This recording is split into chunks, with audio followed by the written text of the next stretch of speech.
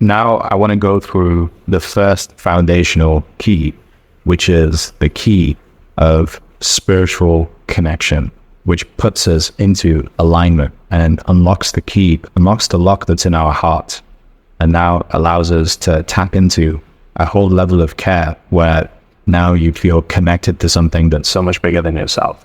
And so before I explain a little bit more about how this key works, how you can unlock this key, I want to go through what it really means to have a spiritual connection. And so in order to understand this, you just got to simply break down the words, because the clues are always in the words. And so when you look up the definition of spirituality, what you find is that it simply says that to be spiritual, it is the quality of being more concerned with the spirit and energy as opposed to being concerned with physical things. And so really to understand what it means is that you are no longer operating or concerned with a certain dimension of reality, and now you're tapping into some of the higher dimensions. And so what I mean by different dimensions of reality is that at the lower dimensions of reality, you have, for example, one dimension, the first dimension. And the first dimension is where it's just one single point. That's all there is. And then when you go into the two-dimensional reality, then you can see that we've created 2D shapes. So a single dimension might be just like having one line, but the two-dimensional reality is where we have these 2D shapes of squares and circles and triangles and things like that. But then we finally move into the third-dimensional reality. So the difference between the first dimension and second dimension is that you've got 2 points. The second dimension is where there's now there's got to be 3 points or more, right? And it's a space that's created between those points. So we have space, right, as another dimension of reality. Then there's the third dimension of reality where there's more points even in that. So there's a length, a height, and there's also a width. There's a breadth to it as well. So that allows us to have things like shapes of spheres, shapes of oblongs, and not oblongs, but pyramids and things like this. And that is now the three-dimensional reality. And this is the problem as to what most people experience, especially if they are too much towards their masculine. They have a lot of intellect, but they don't necessarily have their heart that they're tapping into, because it is through the heart that we can see in higher dimensions. And so things like faith and fear, that's us seeing in a different dimension, because fear is just false evidence appearing real, right? And faith is the complete opposite. Faith is where you're seeing the things that are unseen that you don't already know exist. And so when it comes to having that key of spiritual connection, you got to understand that you got to be more so tapped into your feminine nature as opposed to being tapped into your masculine nature. And then we can move to some of the higher dimensions where, for example, the higher dimension of the 4D reality is where now there's time and space as well as there just being space. So now it is a gap that's created between where you are now and where you want to be. That's like the fourth dimension. And then there's like the fifth dimension where it is becoming more like there are different times that you can be tapping into by raising your energy, right? And getting connected with the reality that you got to be connected to. So I'm not going to go through every single dimension because there are 11 dimensions of reality. But if you want to learn a little bit more about that, then just send me a message and we can speak a little bit on a call. Or one of my team could speak with you on a call about it. But you have to be able to understand that in order to play the game at the highest level, you can't be operating from the lowest dimension, from the lower dimensions of only being in the physical. Because if you think about the world right now, the world is a reflection of everything that we have within us. So when you look at the world, there is so much space in the world, number one, between all of us as different people, unless you're like in Mumbai and India and everything's cramped up like that. But majority of the time, there's like more space than there is people. And so the laws of nature, they govern what happens in the world. We cannot go away from these laws of nature because it's like it's all been encoded into the reality that we live in right now by the creator of the universe. And so this cannot change. these are not theories, these are laws of the universe. For example, the law of polarity, like I spoke about before. There is the law of cause and effect. I've spoken about that too. There is the law of vibration.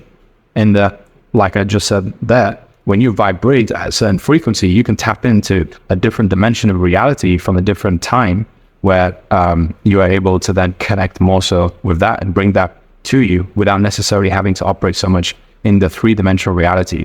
Now, this isn't me saying that it requires no work whatsoever, because like I said about the quantum leap, you have to run before you experience the quantum leap. You have to move before you experience that leap of faith. And so what I'm saying when it comes to the next law that's important is also the law of correspondence, which states that as above, so below. And what that really means is that everything that's been created by the universal creator has been created in a way where it is an extension of him, but also it's a representation of what things are like at a smaller level or a higher level. So what we see in terms of the solar system is the exact same makeup that we see in smaller atoms. What we see in terms of the blood vessels in our body is like the same patterns that we see in the roots of trees and things like this. We can see that these things that correspond and that are very similar. Like, for example, the earth is 70% water whilst it's 30% concentrated land. And the same thing with our bodies. Our bodies are 70% water and the rest of it is concentrated cells or tissue. And so when you think about the law of correspondence, it works. The world is fractal. Fractal basically means as above, so below. So what's important to understand is that if we can see in the world right now that there is more space than there is physical things, then and even in the physical things, there is more space when you look at it on a microscopic level, then what it means is that the majority of what we see in the world is energy. 99% of it is energy, and 1% is physical things, with actual matter. So if you're focused on the 1%, instead of being focused on the 99%, then you are completely out of alignment with reality. And this is why we see people who they struggle so much in getting from where they are right now to where they want to be. And it's because not that they're not working hard enough, but there's an energetic block between them and where they want to be. And so we also see the opposite. When I've spoken to people who are not just 6 or 7 figure earners, but some of my mentors who are 8 to 9 figure earners, like these people have experienced these quantum leaps where they've almost quote unquote got lucky.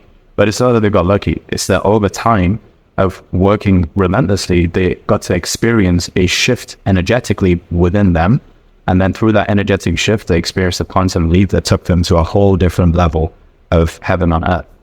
And so that's pretty much what it means to really have that spiritual side, but to have the connection is to have that connection to the energy and to the frequency, because energy is always vibrating at a certain frequency. It's about having the connection to the frequency that you want to be on. And just think about energy and frequency like a radio station, where if you're trying to tune in to a specific radio station, you have to make sure that the frequency is at the right channel in order to tap into that and listen to what's going on there. And so the importance of having the spiritual connection is about you are able to then receive downloads from the energy, which could either be yourself or another energetic entity at that point that can give you the answers to where it is that you want to be. So we're going to tap into a little bit more about things like in the next videos, the 5 questions of the heart, and to help you understand why it's so important to get those answers from a different dimension as well of reality. But when it comes to this right now, we want to understand that spiritual connection, what it really means is simply energy and not matter. Mastering that and also mastering the connection side of it and being connected with that so you can listen like you do the radio station to the right frequency, the right information, which can only come from that field. It can't come from reading a book. It can't come from watching a video. It can't come from that. All those things can inspire insight within you, but the answers can only come from the spirit, the energy. So remember, energy in motion. So the answers that you get from them, they're always feeling based. They're always feeling based. And you don't get feelings from the head, from the brain. You get feelings from the heart. That's why we have this lock inside here. and we can open it with a key of spiritual connection. So I hope that makes sense. And then on the next video, we're going to go a little bit more into the foundation, why it's so important to have those foundations, and how we can actually move towards implementing the key of spiritual connection as well. So yeah, I'll see you on that one.